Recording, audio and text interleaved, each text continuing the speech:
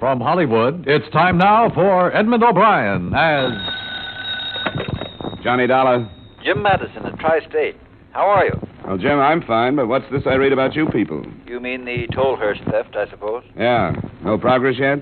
As a matter of fact, that's why I'm phoning. We tried to get you right after the robbery, but you weren't in. Well, I was on a case most of last week. Well, we had a call this morning.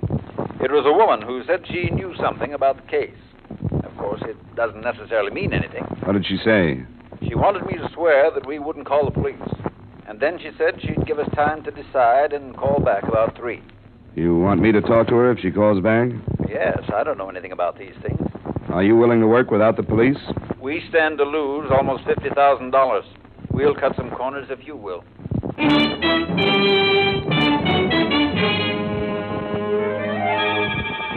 Edmund O'Brien in a transcribed adventure of the man with the action-packed expense account. America's fabulous freelance insurance investigator. Yours truly, Johnny Dollar.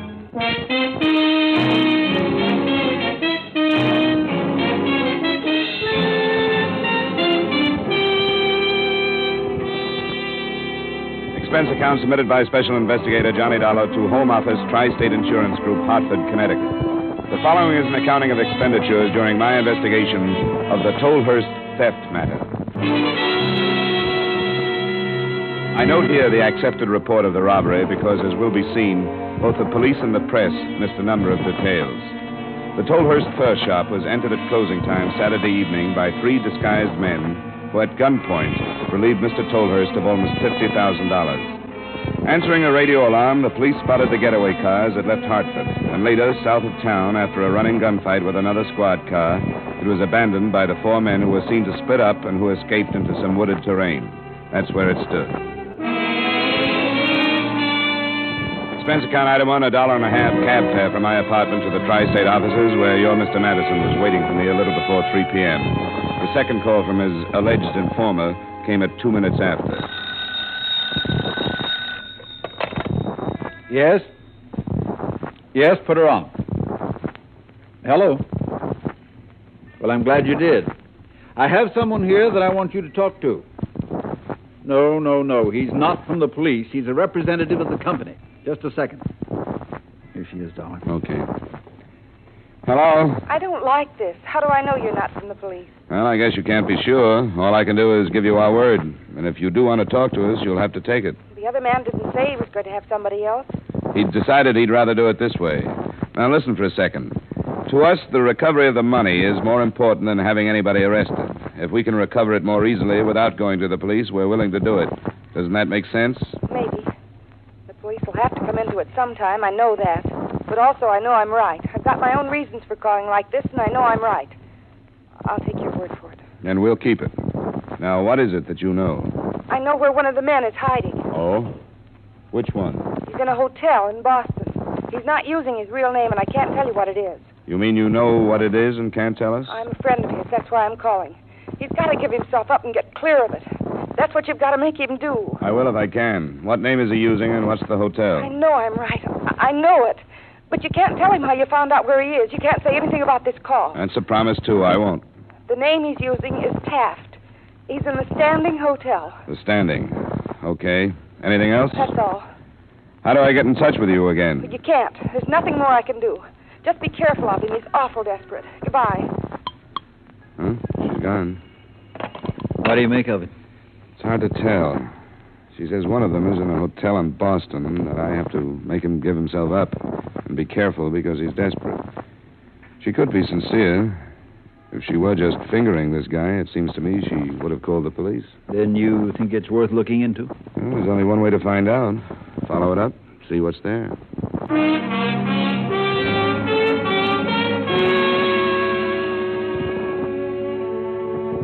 Expense account item 2, $32.50, car rental and mileage between Hartford and Boston. On the way, I try to figure ways and means of making an appointment with a hunted armed thug, if that's what he was going to turn out to be. I found the Standing Hotel on the fringe of the commercial and waterfront section, and a man named Walter Taft was registered there.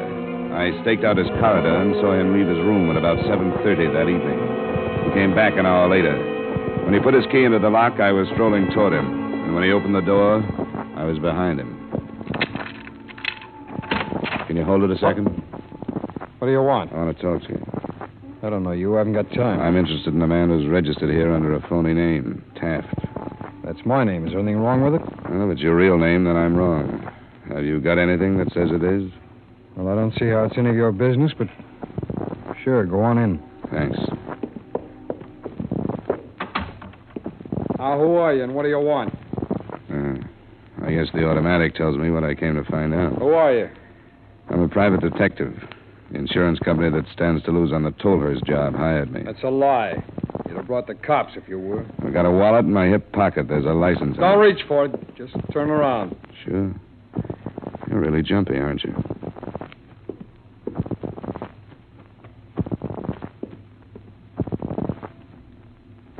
Here, catch. You don't expect me to swallow this, do you? You were hired by Alan Less. All right, so you found me. Now, what do you think you're going to do with me? You having trouble with your friend? I said, what do you think you're going to do with me? It's going to help if you can convince yourself I'm telling the truth. We want to recover the money, and if you'll help us to do it, we'll try to see that you get a break. That's a laugh. How would an insurance company find out where I was? Sometimes they get a tip when the police don't. They can pay for information, the police can't. Now, where would they get a tip from? Somebody here in the hotel that figured something was wrong with you. There are fair descriptions out on you and your buddies for size and color and clothes. Somebody could have spotted you. I can't buy it. It happened, and the tip was right. You might do yourself a lot of good going to the police by yourself. Either you're off your nut or you think I am. Come on, start backing up. What for? Because I'm leaving. Go on, get started. If you were thinking straight, you'd talk it over. You're mixed up in a double cross, so you can't believe anything. That's far enough. Who told you about a double cross? You did. You said you thought I was hired by Alan Less. They were in the job with you, weren't they? All right, turn around. Open the closet door. Turn around.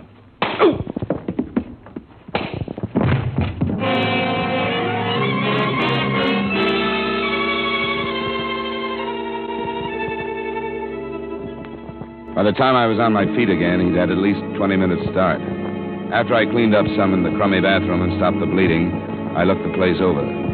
There was nothing in it. He'd obviously checked in without anything but the clothes he'd been wearing and the automatic. That was all at the Standing Hotel.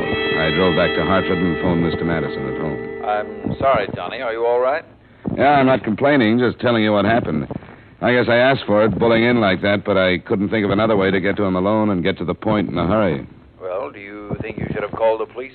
I didn't for two reasons. They'd just be sore at us for not reporting the girl's call to them, and I hated to cross her at this point, in case she might come back to us with some more information. Well, I guess we aren't any worse off than we were before she called, are we? No, we made a little progress. We know there's trouble between the men. We're fairly sure they're all still in this part of the country, and we have a couple of first names. And if you want me to stay on the case, there's another angle I'd like to look into. What's that, Johnny? From the beginning, it's bothered me that a furrier would have that much money in his store, no matter how fancy. Well, he said he hadn't banked for 4 days. It's still too much money. I suppose the police have covered it, but a thing like that could develop into a lead. All right, let's try it. Good. I'll go see Tolhurst in the morning. Maybe I can handle him without getting myself slugged.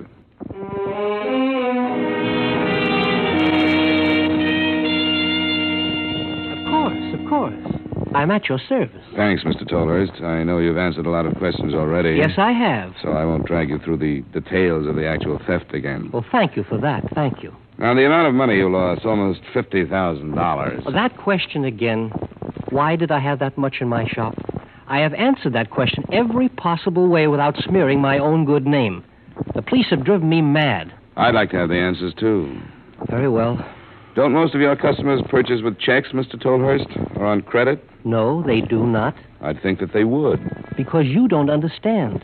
The fur business, even more than the jewelry business, is concerned with making beautiful women more beautiful. Don't you agree? Sure I do. Well, I hope this doesn't come as a shock to you that there are many, many more wealthy husbands than there are beautiful wives. As opposed to women, that is. So, who would you expect these wealthy husbands to buy the furs for? Yeah, I see what you mean. Cash purchases, too, huh? Precisely. If wifey doesn't get the coat, she better not run across a check paying for one. The fur would fly, you might say.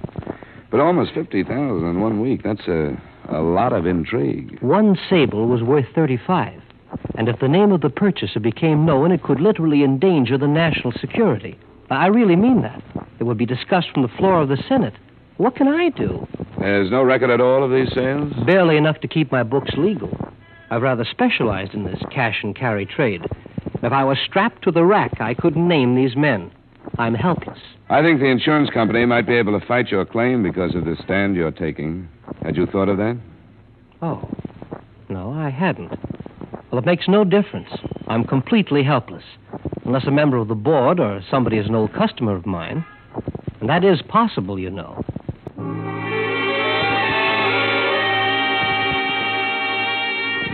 I tried a few more approaches on Tolhurst without getting any place. I didn't fully believe him, but I did have to admit that business dealings like that were possible. I left the shop a little after 11 and went to my apartment to call in a report on this phase of the deadlock. My phone was ringing when I got there.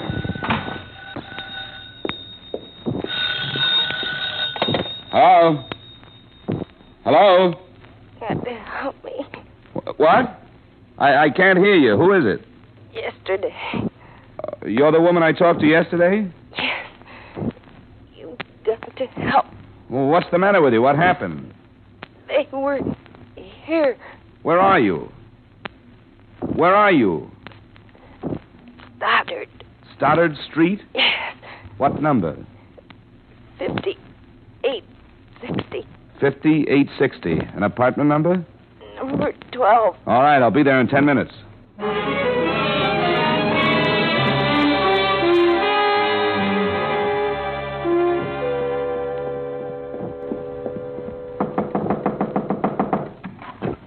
Dollar, I'm coming in. They went after Fred. You've got to go help him. Now, wait a minute. Who are you talking about? The men called Al and Les? I don't know them. First, they said I had the money and they beat me. One of them held my mouth so I couldn't scream, and the other one hit me. Do you know where the money is? No, they wouldn't believe me. Then they made me tell them where Fred is. Fred is the man I saw last night at the Standing Hotel? Yes. I can't keep quiet for him anymore. His name is Fred Terrell. And he's holding out the money? That's what they said. They said they'd kill him if they had to. They look for him at the Standing. They won't find him. He left there last night. I know. He called. I tried to lie that he was still there, but they phoned and found out he wasn't. Then they started in again until I told them. He moved to an auto court, and that's where they're going. Where is it? I'm not sure. Between here and Boston. But I think it's in this state. It's called the Oak Springs Motel. I tried to warn him. But whoever answered hung up because they couldn't hear what I was saying. I couldn't talk. What's your name? Virginia Cowley. Well, how do you fit into this? How much do you know about the robbery? Nothing. I didn't know about it until afterwards. Fred's car was here. He came to get it and said everything had gone wrong and he was in bad trouble. Yeah, now we all are. You should have told the police, and I should have. Promise I know. I'm going to call them now and hope I can fight my way clear of this mess. Where's the telephone?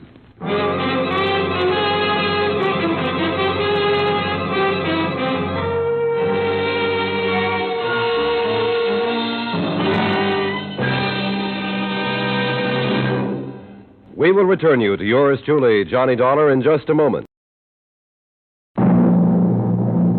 Now, with our star, Edmund O'Brien, we bring you the second act of Yours Truly, Johnny Dollar.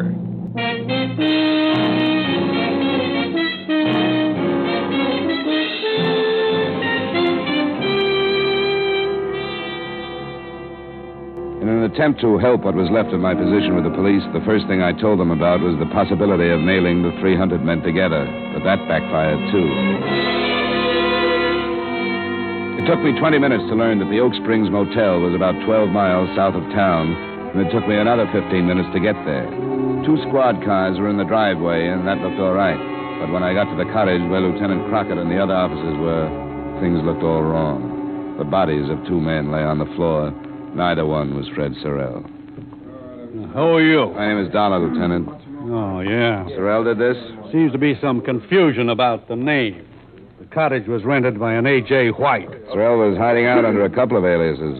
Too bad we didn't have that information. I didn't know who he was until a half hour ago when I called you. They were already dead a half hour ago. Is there some reason you couldn't have found out 20 minutes before that? Yeah, I didn't happen to be any place this Cowley woman could get a hold of me. She's the one you just got around to turning in? That's right. It's the first time I'd even seen her. First time I knew where she lived. First time I knew anything about her.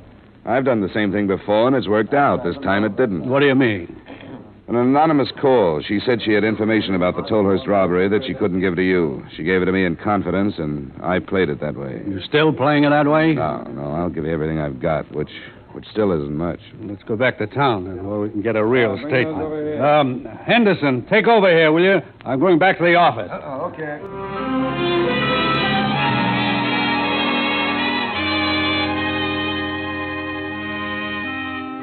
I didn't score very heavily with the lieutenant. He listened to my story point by point, but as he mentioned, actually the only useful thing I gave him was a slightly better description of Sorrell than he'd gotten from the manager of the auto court. I don't know what to think about it, Dollar. I know you guys figure you can operate that way, and maybe it works sometime. Sure, people will talk to you when they won't talk to us, but you're always taking a chance that it'll get out of hand like this did.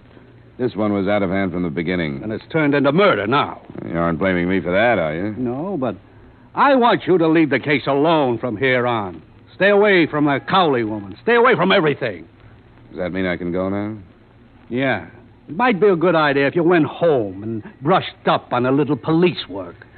You're really digging it in, aren't you, Lieutenant? You got it coming. Go on now. I got to get back on this thing.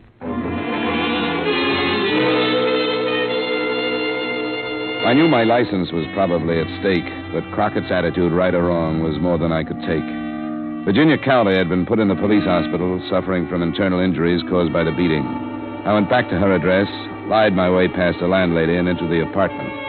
From a notebook on the telephone stand, I learned that Sorrell lived in Princeton. That was my next stop. Fred Sorrell? Yeah, he still lives here. I haven't seen him for some time now. Seems to me he's out of town. I came all the way up from New York just to see him. You suppose I could get into his place, leave a note or something? Well, why don't you just go up and see if the other fellow's there? Name a Hacker. Oh, a roommate? Yeah, you could leave a note with him. Oh, good. How do I get there? Second floor, rear, number's 210.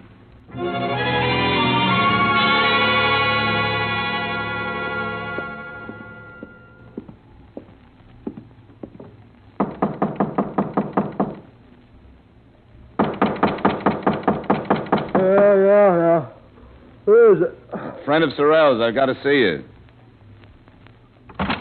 He's sleeping in this joint. What's the matter with that jerk, anyway? Fred? When did you hear from him last? A couple of days ago. In some kind of trouble. He sure is. Wanted to borrow some money from me, the lazy jerk. Told him to go take a jump or get a job. One or both. He wanted to borrow money? Yeah. Want me to mail him $50. What's the matter with him, anyway? You know? Yeah, he's done it up pretty good. Have you heard about the Tolhurst robbery? What are you handing me? You know a couple of his friends called Al and Les somebody? Hey, who are you, anyway? Here. Detective. You ain't telling me Fred's mixed up in nothing as big as the Tolhurst thing. He ain't got the brains. He hasn't if he has to write you for $50 after he pulled it. What about Al and Les? Yeah. Les Vernick and Al Hudson. I met them, but that's all. They're from out of town. They're in it, too, huh? Hey, you ain't pulling my leg, are you? No.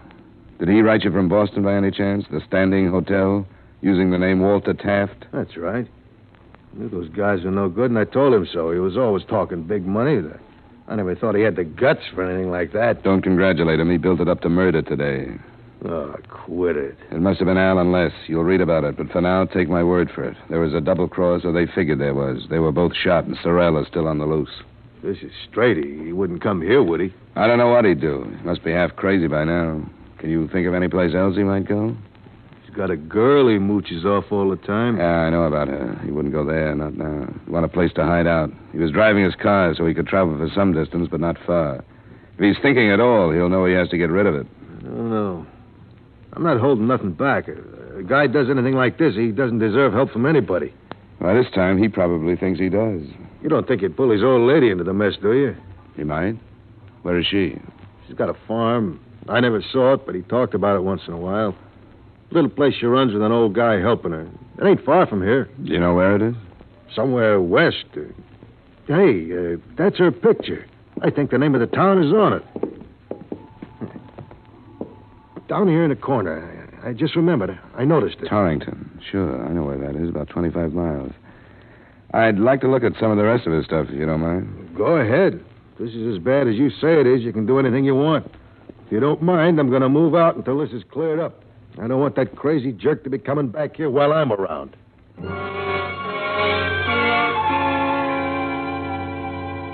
Nothing in Sorrell's things gave a hint as to where he'd be likely to go, but to stay on the move more than for any other reason, I decided to cover the farm. And to stay on the safe side, I stopped by my apartment to pick up a pocket gun.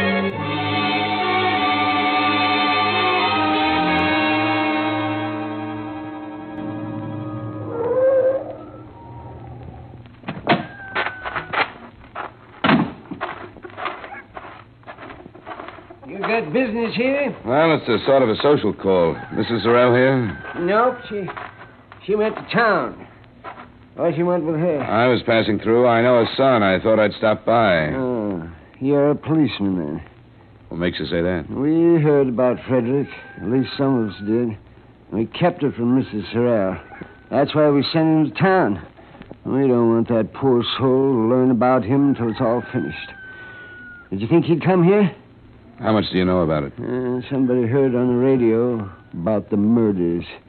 You think he'd be hidden here? Not exactly, but every possibility has to be covered. He'd never come here. He wouldn't be turned out by his mother, but the rest of us would make short work of him. You're welcome to search the place if you choose to. Has he been in touch with Mrs. Sorrell through this thing? Nobody's been in touch with Mrs. Sorrell. She don't read her own mail or the papers either, because she's blind. She don't listen to the radio or talk on the telephone because she's nearly deaf. Frederick is a rotten apple that hasn't been allowed back here for 3 years. And she doesn't know about him? Not for almost that whole time. Oh, yeah. She thinks he's a big success in the hardware business. And we've talked about it already. We think he's going to start a business in Australia. And his mother will think he's there until she dies. And you ain't going to tell her any different. I don't see why I should. Yeah. Want to search the place? No, I don't want to, but as long as I'm here.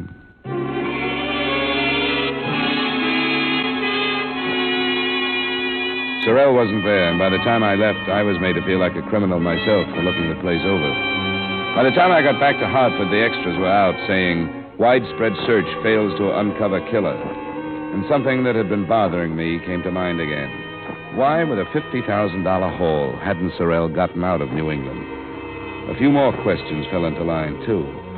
How could an amateur like Sorrell escape a full-fledged police search? And why would he even think of a double cross on his first job?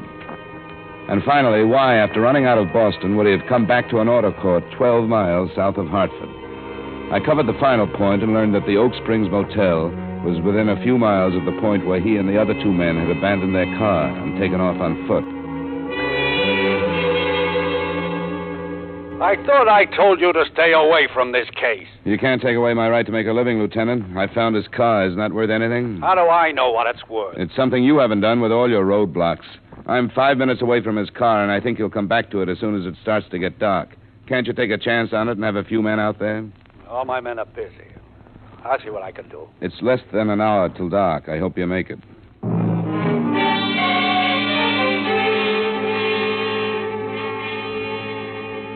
I'd come back to the auto court and then found the approximate spot where Sorrell and his friends had left their car. I'd found a pair of ruts winding through the trees, and where they'd stopped, I'd found his car. When I got back to it after talking with Lieutenant Crockett, I put my car under as much cover as I could find and waited. I was still there alone when the sun started to set. And then I heard him before I saw him. You. What are you doing here? Don't try with a gun, Sorrell. I've got one, too, this time. What are you doing here? I've been almost every place else. Doesn't make any difference to you that I'm here. There's no place for you to go anyway. You've been safe here in the trees. But you couldn't get any place else. I could make it if I wanted to. No, you couldn't. You missed when you didn't make it before everybody knew who you were. Right after you pulled the job, yes, but not now. You must have realized that. I can make it. Not now. Why didn't you go any farther than Boston? Why did you come back to Hartford? I had my reasons. You still got them? What do you mean? You killed Les Vernick and Al Hudson and then came right back here to the trees. I don't think you double-crossed them. I don't think you even got the money beyond this grove. You know where it is? No, I don't, Sorrell. That's only what I think. And you had to kill them because all they could figure was that you double-crossed them. You want to help me? You want to? It's here, all of it. It's too late to help. You killed them. But it's all here. $50,000. I came down the road, and then I turned that way. That's when they were shooting at us. I was carrying the money, but I was excited. Al and Les went that way, and I came this way. I'm sure it was here. Yeah, I remember that big tree. I went past that. I'm sure.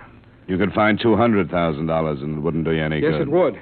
You can buy anything with money, and it's all here. I know it was here because I ran on this road, and this is where the road ends. Then I went past that tree. If I can just remember how far I went. Because I put it down, and I covered it over with some leaves. If I just saw them, I'm sure I'd remember.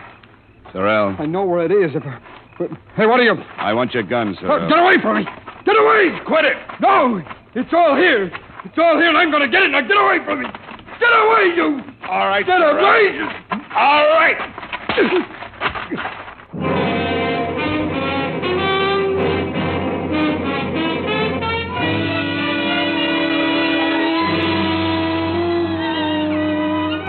Expense account item 3, extra mileage, etc., $43.60. Expense account total, $77.60. Remarks: a police searching party finally found the satchel of missing money, so the company is not out.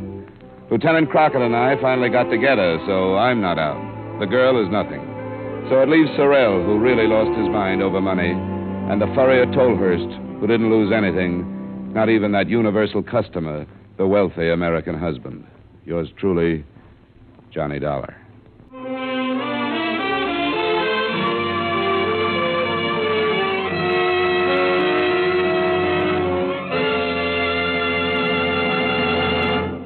Yours truly, Johnny Dollar, stars Edmund O'Brien in the title role and is written by Gil Dowd with music by Wilbur Hatch.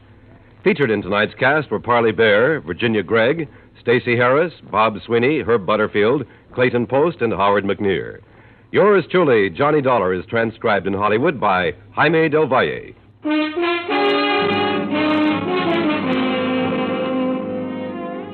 This is Dan Coverly inviting you to join us next week at this time when Edmund O'Brien returns as... Yours truly, Johnny Dollar.